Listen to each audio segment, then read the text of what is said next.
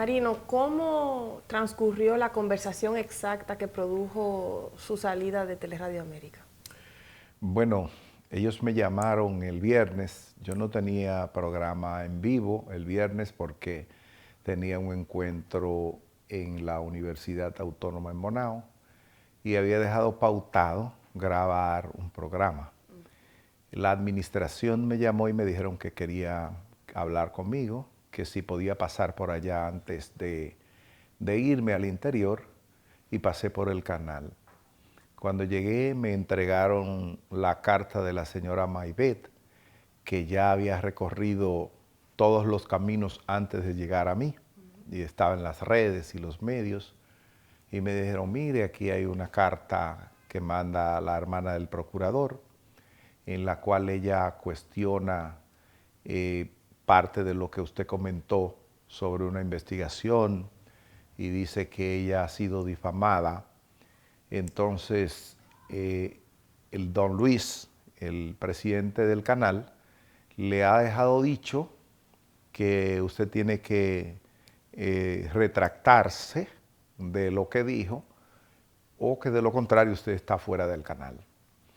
Yo le dije que si a él no le interesaba conocer lo que yo había dicho y el expediente que había dado base para lo que yo había dicho.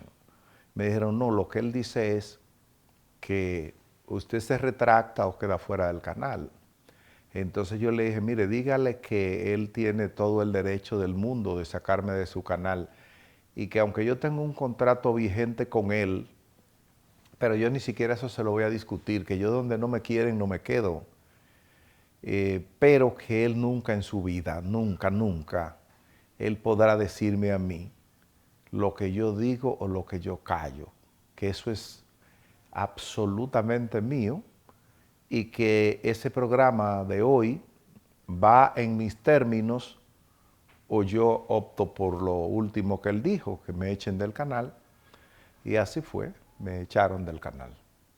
Después de eso, él me dio otra versión, porque él entonces me escribió y me dijo que el Procurador General de la República había hablado con él y que le había informado que su hermana Maybet tenía una demanda en mi contra y que la emisora estaba en la demanda, pero que él, atendiendo a la amistad que le unía con Luis García, le había pedido a la señora Maybet, a su hermana, que excluyera a Teleradio América de la demanda y que me dejaran a mí solamente. Y que Luis García, en reciprocidad a esa decisión del procurador, entonces él decidió sacarme a mí del canal. Pero él nunca le informó, queda fuera, porque la conversación que usted me narra es una conversación incondicional. Dígale que si él quiere sacarme, me puede sacar, pero la respuesta llegó. Bueno, la respuesta sí llegó porque yo dejé el programa que iba para ese día y ellos no lo pusieron. Ellos buscaron otros programas míos de archivo, los pusieron, pero parece que entendieron que también eran programas que no les simpatizaba, lo quitaron también y después pusieron comerciales sobre turismo y bueno, lo excluyeron, es decir que ellos me sacaron del canal. Y yo le llamé entonces y le dije que yo quería que autorizara para yo retirar mi escenografía de allá y ellos hicieron eso y me dijeron que buena suerte. Hay quienes les preocupa, Marino, según consta en las redes sociales, su sostenibilidad económica.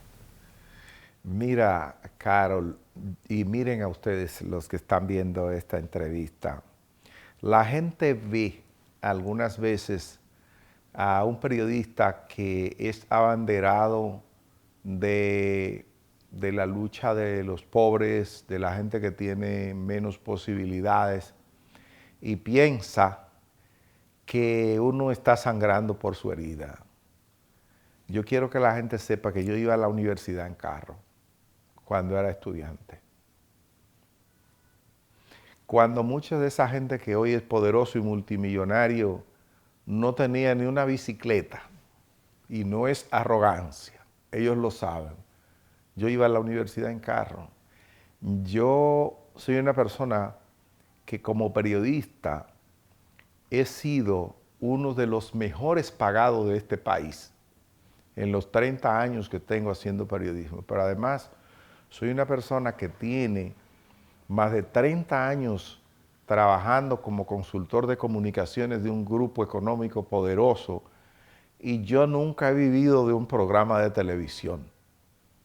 El Jarabe, de hecho, es un programa que no deja ningún beneficio económico y que la renta a Luis García se le pagaba con lo que paga Televisión Dominicana por los derechos de retransmitirlo. Es decir, mis ingresos para yo resolver mi sostenibilidad no tienen nada que ver con el Jarabe.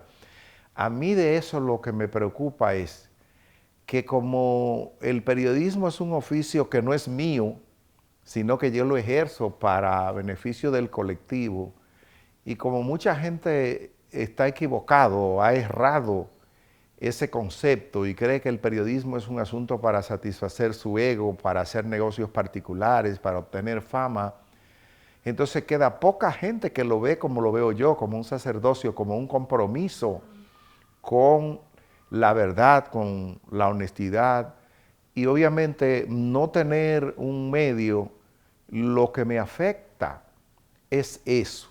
Realmente todo periodista sensible y comprometido se siente mal de no tener ese espacio, pero no es por un asunto económico. Lo económico a mí poco me importa sobre eso. Yo soy una gente que no tiene problemas económicos. Yo no le debo mi casa a nadie, no le debo mi auto a nadie. Mis hijos están criados, profesionales, y lo que no, comenzando la universidad. En definitiva, para que la gente sepa, yo no vivo mal. Yo defiendo a la gente que vive mal, pero no es porque yo sangro por la herida.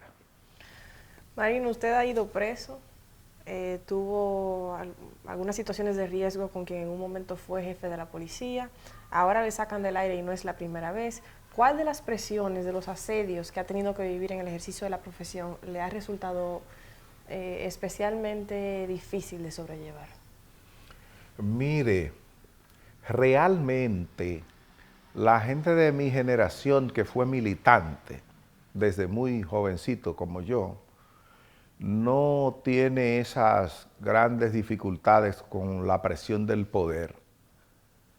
Yo estuve preso muchas veces, porque yo no solamente estuve preso después de ser periodista, yo fui dirigente estudiantil y dirigente de grupos de izquierda en los tiempos de Balaguer. Y lo que yo me sorprendo es de estar vivo a esta edad, porque yo nunca pensé en los tiempos míos, el que estaba preso por asuntos políticos, con los niveles de intolerancia de Balaguer, nunca sabía hasta cuándo iba a estar vivo, y aún estabas en una cárcel y pensaba que te podían aplicar la ley de fuga, que era decirte tarde de la noche que había llegado tu orden de libertad, y entonces si tú caías en el gancho de salir a esa hora, entonces te aplicaban la ley de fuga. Decían que intentaste fugarte y que te mataron. En muchas ocasiones hicieron eso con mucha gente, y algunos dijeron, no, yo me voy mañana. Cuando amanezca yo me voy y me entregan la orden de libertad. Claro que la orden no llegaba. Entonces, ¿qué es lo que pasa con eso? Que hay muchas cosas que se han dicho y que nosotros, los que nos forjamos en la lucha revolucionaria, aprendimos. Aprendimos que uno muere de pie, pero no vive de rodillas. Que vivir de rodillas es una cosa, morir de pie, eso es fabuloso. Ya usted murió y murió. Pero el que vive de rodillas es una vergüenza para sí mismo, para su familia, para su patria, para sus hijos, para toda su descendencia. No hay cosa que duela más a un hijo que leer después que su papá fue un gusano, que vivió, llevó una vida servil, que era una especie de parásito, que nunca tuvo la dignidad suficiente como para defender sus derechos. Y también se nos enseñó que la gente que nos vigilaba, el carcelero, siempre ha sido más esclavo que el encarcelado. Yo estuve preso y leía un libro y dormía mientras estaba preso. Sin embargo, el carcelero, el que me tenía encarcelado, no podía dormir un minuto porque yo estaba tranquilo, porque sabía que no había cometido ningún tipo de violación, yo no había hecho nada malo. Lo único que había hecho era amar a mi gente y luchar por ellos, y luchar no por intereses personales, sino por los mejores intereses de la gente que muchas veces no tenía posibilidad de luchar. Y eso hace que usted duerma tranquilo, aún sea detrás de las rejas, pero el que lo tiene detrás de las rejas usted y sabe que lo tiene injustamente, ese no duerme, su conciencia no lo deja tranquilo. Entonces yo nunca me he sentido así ni derrotado. La última vez que yo estuve preso, que fue cuando el gobierno de Hipólito Mejía, mi hijo tenía apenas 5 meses, mi hijo menor, y yo amanecía con él, ayudando a la madre cuando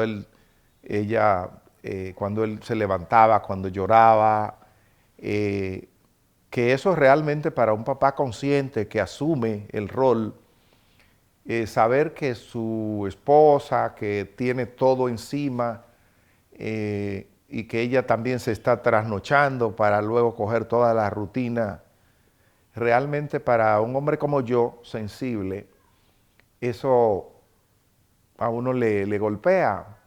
Sin embargo, a la hora de uno sopesar si valió la pena estar allí preso, sí, yo creo que sí. Porque en ese momento el gobierno de Hipólito Mejía tenía a la gente acosado, a las mujeres asqueroseadas a todas. Ninguna mujer se atrevía, ninguna mujer periodista se atrevía a hacerle una pregunta que él no le viniera con una grosería o le dijera una mala palabra, y se sentía Dios. Estaba muy parecido a lo que están esta gente ahora. Entonces, para mí, en cada momento en que he estado, ha valido la pena y no me arrepiento. Y si tengo que pasar mis días detrás de una reja, lo único que me va a importar es que no haya violado la ley, que haya hecho, que el motivo por el cual estoy ahí sea un motivo digno, un motivo de, no por ego personal ni nada de eso, sino porque sea por servirle al prójimo, que es lo que tiene sentido para mí. ¿Cómo sobrelleva su familia este tipo de embestidas contra usted? La del gobierno de Hipólito Mejía, las del gobierno de Leonel Fernández cuando Guzmán Fermín, las del presidente Danilo Medina ahora. Bueno, la gente para entendiendo, y yo creo que si las nuevas generaciones o si hay jóvenes que cuando se van del lado de los papás a estudiar lejos en la universidad, son capaces de ser guardianes de su propia integridad, si son capaces de tener un comportamiento comedido, si son capaces de mantenerse sano, es porque tuvieron una escuela. El que ve los estudios sobre qué porcentaje de los hijos de los delincuentes delinque, se da cuenta que el porcentaje es alto, pero también el porcentaje de los hijos de personas decentes, bien formadas, que cuidan y protegen y enseñan a sus hijos, es alto, de buenos hijos. de gente que hace la cosa correctamente. Entonces, mis hijos no son de los que tienen que exponerse al bullying. Por ejemplo, ahora mismo hay gente, nietos, hijos, que llegan dando grito a la casa porque un niño le dijo a sus compañeros le dijeron en un colegio: vi en la televisión que tu papá es ladrón o que tu abuelo es ladrón, y ellos llegan agobiados allí a la casa. Los hijos míos nunca han tenido que llegar agobiados a mi casa. Los hijos míos aprendieron que aunque yo tuviera alguna dificultad, siempre se le pudo explicar en qué consistía con transparencia, y ellos lo que fueron desarrollando un comportamiento, una actitud contestataria y solidaria con eso. De mi esposa ni hablar. Mi esposa es una mujer cristiana, pero de estos cristianos que quiere ser como Cristo, como aquello que se escribió de Cristo, y que entiende, como dice el pueblo, que por la verdad murió Cristo. Entonces a mi esposa lo único que le importa es si lo que yo digo es verdad, si es justo, si no es con la intención de dañar a nadie. Y yo nunca he dicho media palabra en televisión, ni en radio, ni en ninguna parte para dañar a nadie. Cuando digo una palabra que resulta crítica para alguien, es para proteger a la gente buena. Si usted es malévolo y yo tengo una palabra para proteger a la gente buena, lo lógico es que usted como malévolo se sienta dañado, pero yo no lo hice para dañarlo a usted. Entonces mi familia siempre ha estado conmigo, la familia mía ya no se atormenta. Mi madre tiene 92 años y cada vez que escucha algo de las bocinas que dicen de mí en televisión o algo, me dice, cuando hablo, que hablo con ella todos los días, me dice: mi hijo, yo sé que tú eres un hombre de bien. Ella sabe que yo soy un hombre de bien. Toda madre, toda esposa, todo hijo, claro que le atormenta si su papá está siendo perseguido, pero ellos saben que pueden tener la tranquilidad de que la conducta de su padre es una conducta correcta, que no es una conducta por vanidad, por ego, por fama, sino por compromiso con la gente que lo necesita.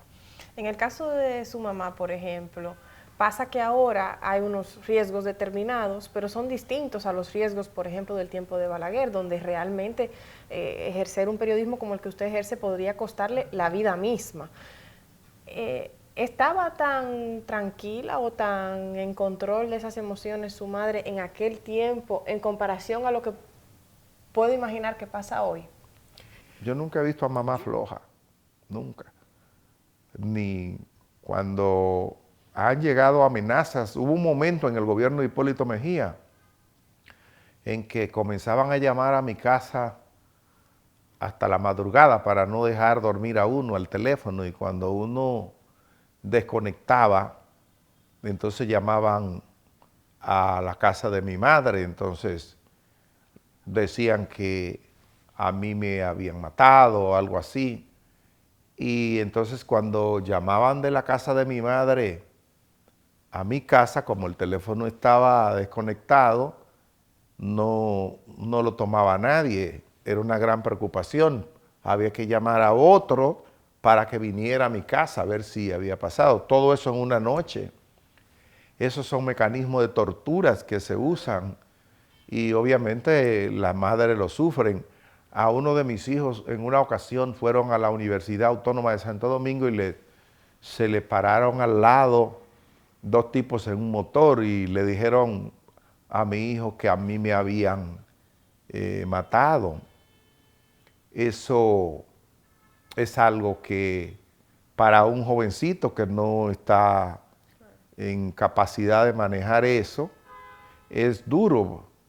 Pero la verdad yo creo que mis hijos, toda mi familia ya ha aprendido que la vida solo tiene sentido si se vive con dignidad. Si usted va a vivir indignamente, de poco sirve la vida y todo el mundo se muere. Hay gente que no hace nada para no pelear con nadie. Hay gente que no se para no caerse, que se queda sentado siempre. Yo respeto eso, pero yo me voy a parar aunque me caiga, porque yo no nací para estar sentado. ¿Fue más duro para la libertad de expresión el gobierno de Hipólito Mejía, el de Leonel Fernández o el de Danilo Medina? Yo diría que cada gobierno y cada presidente tiene sus maneras y uno no puede decir así de manera taxativa cuál es más duro o menos duro. Leonel Fernández es una persona que por su temperamento, por su formación, por su personalidad, difícilmente va a tomar él una medida drástica, va a insultar a una persona o va a mandar a que metan preso a alguien. Él no haría eso. Leonel, cuando más se puede prestar a que los corruptos armen su cosa, Leonel no creo que sea capaz de saber que están haciendo un plan para asesinar a un periodista y él avalar eso. Claro, Leonel sí sabe que puede saber que si hay truculencia y recursos de comunicación para hacer valer sus ideas y aplastar al otro, aunque sean recursos del Estado, yo creo que sí, que él los avala.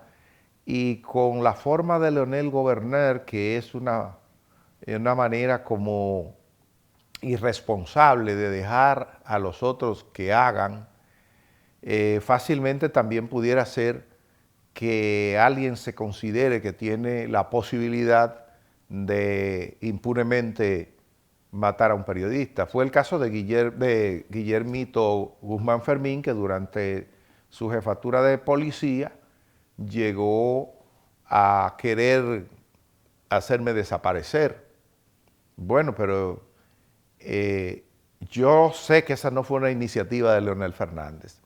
En el caso de Hipólito Mejía es una especie de animal, un hombre que no tiene formación, que no tiene principios, un hombre incompetente, una persona sumamente irresponsable y que no es nada ingenuo como lo ven de ridículo y eso, y pueden pensar, ah, no, que es que él es así, le llamaban de que atípico. No, el que ve lo que Hipólito Mejía hizo durante su gobierno, y yo invito a que lean la Crónica Irreverente, porque lo que es la Crónica Irreverente no es lo que yo digo de Hipólito, sino lo que Hipólito dice de Hipólito. Hipólito es un hombre corrupto, un hombre malicioso y un hombre que se hace el loco y el gracioso, pero además es un tipo sumamente irrespetuoso, un individuo que fue capaz de decirle al ministro de las Fuerzas Armadas de él, ¿qué tú vas a hacer con Marino Zapete? O sea, eso es una insinuación de que en un tiempo se hubiese interpretado como mátalo. Pero un tipo corrupto que, por ejemplo, Nuria Piera hizo un trabajo y demostró que en el INDRI, siendo Silvio Carrasco director, se estaban cometiendo diabluras. Y cuando le preguntaron así descaradamente y sinvergüenzamente como es él, dijo, no importa que haya como corrupción, ese es amigo mío y se queda ahí. O sea, ¿qué criterio es ese? Esto no es una finca y los otros son vacas, usted es un presidente de la República. Para mí, Hipólito es capaz de cualquier cosa. En el caso de Danilo Medina es el clásico amarrador de cosas, un tipo que, como él mismo lo dijo, como él se describió, un tipo que tiró todos los escrúpulos en el zafacón, totalmente inescrupuloso, capaz de tragarse un tiburón podrido y no eructar, un hombre capaz de sentarse a planear una maledicencia fríamente, me perdona la palabra, para joder a su propio hermano si fuera necesario. Un discípulo aventajado de Joao, ¿verdad? Joao Santana. Santana es. Qué pena, sí, que sea Santana. No, no tenemos nada que ver. Que sí, un individuo inescrupuloso totalmente, que él se sienta a diseñar una estrategia para aplastar a los otros, y no hay, ahí no hay nobleza. Entonces de Danilo Medina uno no se puede confiar absolutamente, pienso yo, en materia de la integridad de uno. Como digo una cosa, digo otra. Yo digo lo que estoy diciendo de Leonel y de Danilo Medina, pero no implica eso nunca, ni que Leonel ni que Danilo Medina me hayan tratado personalmente mal a mí. Han tenido trato personal exquisito conmigo, nunca han tenido una palabra descompuesta. Y con Hipólito Mejía, que no es un problema personal tampoco, yo me acabo de encontrar con Hipólito después de aquella entrevista en que él te dijo que no se arrepentía, y que si tenía que hacerlo haciendo. Recientemente nos encontramos, nos saludamos, y yo les dije a sus compañeros que no se asustaran porque cuando íbamos en un pasillo frente a frente y ellos pensaron que podía haber algún tipo de confrontación. Yo no soy gente de eso. Y yo les dije, no se preocupen, que yo lo único que he dicho es que Hipólito es mentiroso y que usó recursos públicos en beneficio suyo cuando él era presidente, ahí, de frente. Y él dijo a su gente que andaba con él, yo nunca he hablado mentira, ustedes lo saben, ni a Rosa. Y yo le dije, ustedes ven, todos ustedes saben. Ahí quedamos y yo le hice dos preguntas frente a ellos. Yo le dije, yo les voy a preguntar dos cosas a usted, delante de su gente, su séquito.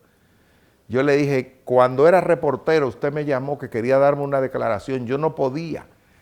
Y usted accedió a montarse en mi auto, manejar mi auto, en lo que yo le grababa la declaración, y le pregunté por qué no se la daba a otra gente. Dijo, porque tú eres el periodista más honesto que hay en este país, dijo él. Y yo le dije, ¿usted dijo eso, sí o no? Y le dijo, es verdad que yo lo dije. Y le dije, en el año 1990, cuando yo me iba a ir de este país, porque aquí no había ni aceite, ni combustible, ni nada, y cuando usted me llamó, que yo le dije que me iba de este país, ¿qué hizo usted? Usted no me dijo a mí que yo no me podía ir de aquí, porque yo era el periodista a través del cual se podía hacer el trabajo honesto de periodismo. ¿Usted no me dijo eso? Sí, señor. Le dije, y a pocos días usted fue presidente, desde que cometió la primera pifia y yo se la saqué, entonces eso fue suficiente para que... Entonces yo soy un mentiroso, ¿verdad? Yo soy un mentiroso, y me mandó a la cárcel. Y me fui y lo dejé. ¿Cuándo fue esto? Hace como 3 semanas, no más. Sí. Eso fue en el canal de donde me echaron. Don Marino, como usted bien sabe, en este último año, literalmente en los últimos 12 meses, el país ha visto la salida del aire de Edith Febles, Altagracia Salazar y Ricardo Nieves de Enfoque Matinal de CDN.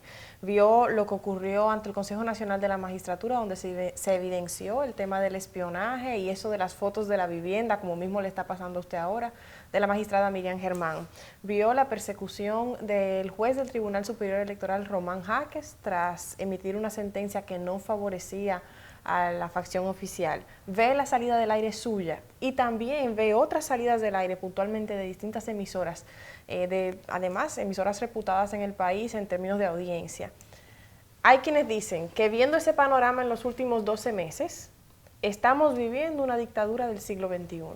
¿Qué usted cree? Mire, señorita Carolina, Neruda no solo fue un gran poeta, Neruda fue un filósofo. Y él tenía una frase que decía, podrán cortar todas las flores, pero no podrán evitar la primavera. Cuando los gobiernos y los poderosos sienten que están perdiendo el control de las cosas, ellos suelen apretar. Y eso es un error, que lo repiten de manera increíble, porque parece que se les olvida aquello de si siguen apretando la rosca, se puede correr. La rosca se corre cuando la aprietas demasiado. Entonces, cuando los gobiernos llegan al punto de que sus funcionarios se olvidan que son servidores públicos pagados por el Estado y creen que son dueños de la cosa, que es una finca y que ellos son los dueños, y que ellos pueden hacer cuanto quieran las cosas, entonces van perdiendo toda objetividad y se van creyendo que tienen un poder absoluto y que pueden hacer todo. Y no se dan cuenta que en la medida en que van cometiendo más desmanes y en que van atropellando más, van incendiando a una población.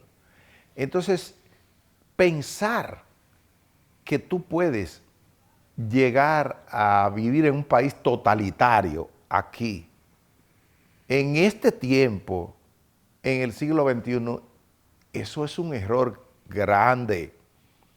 La gente de Danilo Medina, que constituye una especie de casta mafiosa, que ha sido, quizás o sin quizás, una de las etapas más corruptas de gobierno que ha tenido este país, de ladrones, de gente que se han formado compañías para traficar con lo del Estado y que tienen miedo porque hay, por ejemplo, algo que la gente dice de que alguien se subió, se montó en un león o en un tigre y que entonces después no sabía cómo desmontarse del tigre porque tenía miedo que el tigre se lo coma. Amarró al tigre, se montó y entonces después ahí en el tigre se quedó porque tenía miedo que el tigre se lo iba a comer cuando él bajara. A la gente de Danilo Medina le está pasando eso y el propio Danilo Medina sabe que si aquí viene un gobierno decente, a él le espera la cárcel, inevitablemente. Igual Gonzalo Castillo. Gonzalo Castillo es el individuo que en términos cuantitativos ha manejado el mayor volumen de operaciones del dinero que Odebrecht dijo que era para sobornar. Y se han hecho los locos con eso.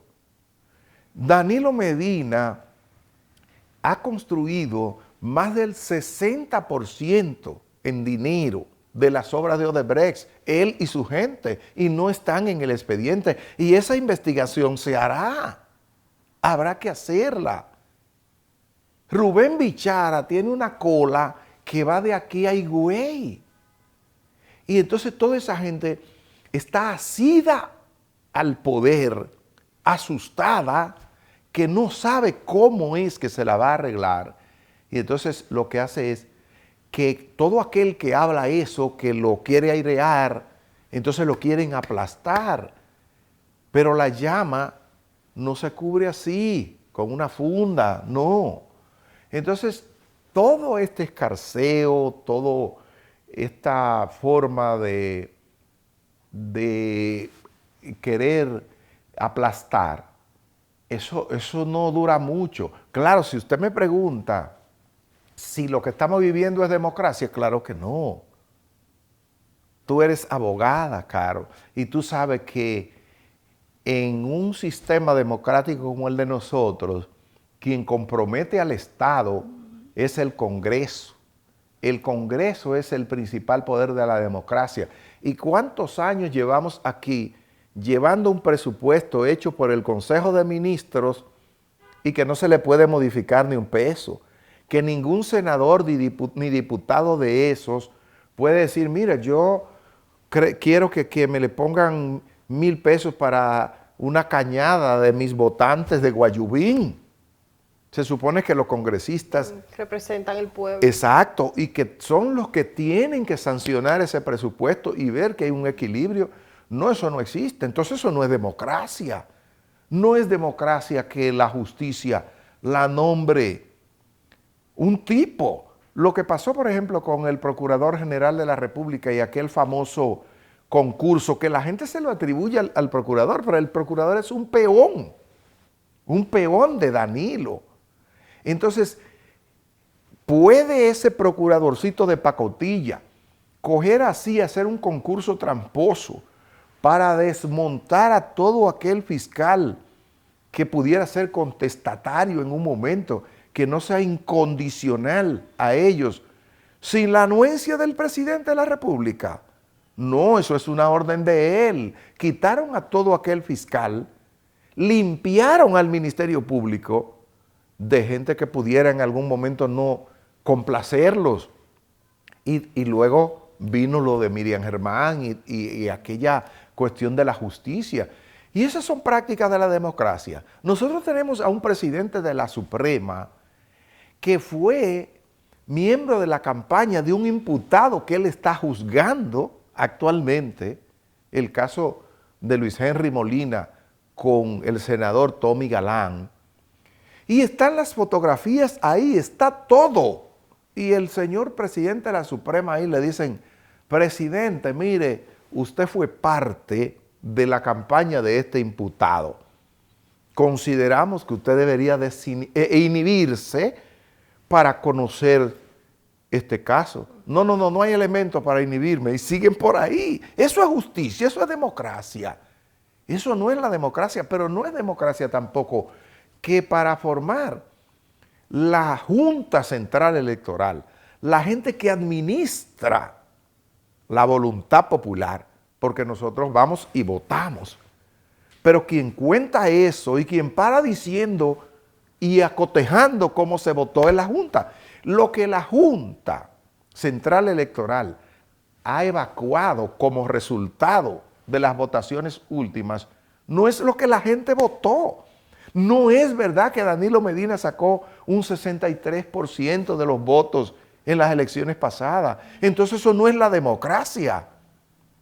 No es la democracia que la Cámara de Cuentas, que es el órgano fiscalizador que debe rendir un informe para ver si el presupuesto que se aprobó se ejecutó como se aprobó. Y que eso sea un cuchitril ahí político, que donde va el tipo que Danilo quiera o lo que sea. Oye, eso no es democracia. Entonces, yo no sé si estamos viviendo en dictadura, pero en democracia no. En democracia no, porque los elementos de la democracia están ahí. Y los que han sobrevivido a estas formas del gobierno, entonces están apaleados, como es el caso de la libertad de expresión. Y precisamente por eso no quería terminar sin preguntarle, don Marino, acerca de su libro. ¿Le ha generado los mismos inconvenientes que le ha generado su programa de televisión? No. El libro que acabo de publicar, La Crónica Irreverente, ha generado que 2 personas me llamen. Un exfuncionario me llamó y me dijo que yo no conté toda la historia, que hay otra parte de la historia, y yo le dije, ¿la parte que conté es cierta o es falsa? No, es cierta, pero hay otra parte. Le digo, pues ninguna persona que escribe puede escribir la historia entera, completa. Escribe usted la otra parte. Yo no le dije a nadie que escribí la historia completa. Así que escriba usted su parte de la historia. Y otra persona me llamó y me dijo que su padre, que había muerto, está en mi libro y que de él se dice que tenía unos ingresos de una institución que no está muy transparente y que esa persona era mi amiga y que cómo es posible que su padre esté ahí si nosotros éramos amigos. Y yo le conté que su padre decía que yo era un hombre ético y que decía ser amigo mío justamente porque era un hombre ético y que ¿cuál es la ética de un escritor que selecciona y discrimina quién va a estar ahí en función del nivel de amistad que tiene con la gente? Que yo no era eso, una persona que salvaba a sus amigos de las cosas mal hechas que hacían. Y bueno, esas han sido las únicas dos. Me he enterado por terceros que hay gente que dice que los traté duro y les he mandado a decir que si lo que he dicho es mentira o verdad, que es lo único que importa para mí. Entonces, yo sé que hay resabios también con lo del libro, porque son 60 años de quién ha hecho qué en este país. Y cuando una persona se ha comportado mal, no quiere que los otros sepan. Cuando la gente se ha portado bien, quiere pasar a la historia y que se sepa lo que hizo. Pero cuando no, entonces a mucha gente de esa que está ahí, claro que no le gusta, pero no tiene más que, no, porque tendría que ver si encuentra un resquicio para demandarme, si no es verdad lo que dice ahí. Entonces, yo lo que sí puedo decirle a la gente que hace comunicación y a ti que eres una mujer joven que está incursionando en esto, lo único importante, no importa de cuántos lugares nos echen, porque siempre nos echará, porque, por ejemplo, los PLDistas, en aquel tiempo en que Hipólito Mejía me apresó, yo era el mejor periodista del mundo, porque era la voz independiente. Los PRDistas, cuando yo criticaba al gobierno de Leonel, yo era el mejor. Y cada uno en su momento veía el valor que tenía la voz independiente. Yo lo que les digo a ellos es que si las voces independientes desaparecen, estar en el poder es una cuestión que no es permanente.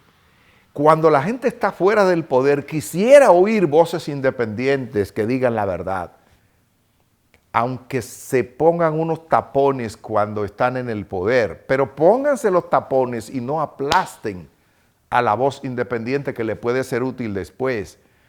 Entonces, a Carolina, a toda la gente que ha sido aplastada, echada de canales y todo eso, yo solamente les digo una cosa: duerman tranquilo, hagan como hago yo, que hecho la pelea que sea, pero llego a mi casa y en segundos estoy durmiendo como un lirón, porque hay una cosa en comunicación que se llama la teoría de la reducción de la disonancia. Cada ser humano en la vida quiere justificar las cosas que hace. Algunas veces las hace mal, sabe que las hizo mal, pero busca un pero para justificar. Desentona por dentro, pero, y entonces yo no tengo pero. Si hice las cosas mal hechas, no duermo. Nosotros como comunicadores, lo que tenemos que hacer la cosa bien hecha. Si eso nos ocasiona pleito, lo que sea, bien, pero llegamos a nuestra casa, podemos mirar a nuestros hijos con buen talante, con honorabilidad, y cuando lleguemos a acostarnos, a dormir como un lirón. Usted recibe las embestidas del poder, pero los números, no yo, dicen que también recibe el respaldo de la gente. Lo demuestra su canal de YouTube con decenas de miles de nuevos suscriptores a partir de su salida del canal de televisión. Y las ventas, no solo a nivel nacional, sino también a través de Amazon, o sea, a nivel internacional, del libro La Crónica Irreverente. ¿Se siente apoyado por la población?